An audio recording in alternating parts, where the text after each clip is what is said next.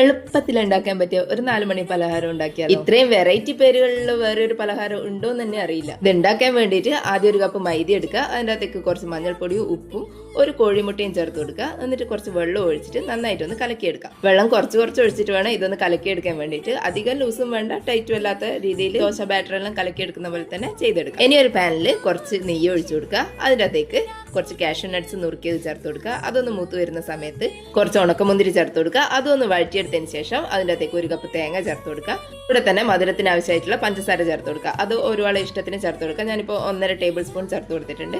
എന്നിട്ടൊന്ന് ഇതും കൂടി വഴറ്റിയെടുക്കുക. തേങ്ങയൊന്നും അധികം ഡ്രൈ ആയി പോകാത്ത വിധത്തിൽ ഒന്ന് വഴറ്റിയെടുക്കുക. എല്ലാം ഒന്ന് മിക്സ് ചെയ്തെടുത്താൽ മാത്രം മതി. ഇനി അതിൻ്റെ അകത്തേക്ക് കുറച്ച് ഏലക്കാപ്പൊടിയും കൂടി ചേർത്ത് കൊടുത്തിട്ട് ഒന്ന് മിക്സ് ചെയ്ത് കൊടുത്തതിന് ശേഷം മാറ്റി വെക്കാം.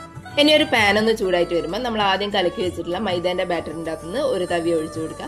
എന്നിട്ട് നല്ല തിന്നായിട്ട് പരത്തിയെടുക്കുക. ഒരു ഭാഗം വെള്ളം ആറി വരുന്ന സമയത്ത് ഒന്ന് മറിച്ചിട്ട് കൊടുക്കുക. 2 ഭാഗമായി കഴിഞ്ഞാൽ കോരിമാറ്റാം. ഇതുപോലെ ബാക്കിയുള്ള ബാറ്റർ മുഴുവൻ ചെയ്തെടുക്കാം. ഇനി ഇതിന്റെ ഒരു ഭാഗത്തായിട്ട് നമ്മൾ ഉണ്ടാക്കി വെച്ചിട്ടുള്ള ഫില്ലിങ് ഇതുപോലെ വെച്ച് കൊടുക്കുക. ഇനി ഇതൊന്ന് റോൾ ചെയ്തെടുക്കുക. എന്നിട്ട് 2 ഭാഗവും ഒന്ന് മടക്കി കൊടുത്തതിന് ശേഷം ഫുള്ളായിട്ട് ഒന്ന് മടക്കിയെടുക്കാം. ഇതുപോലെ ബാക്കിയുള്ളതും കൂടി ചെയ്തെടുക്കുക. ഓരോ നാട്ടിലും ഓരോ പേരിൽ അറിയപ്പെടുന്ന ഈ ഒരു ഐറ്റം നമുക്ക് എലാഞ്ചിയാണ്.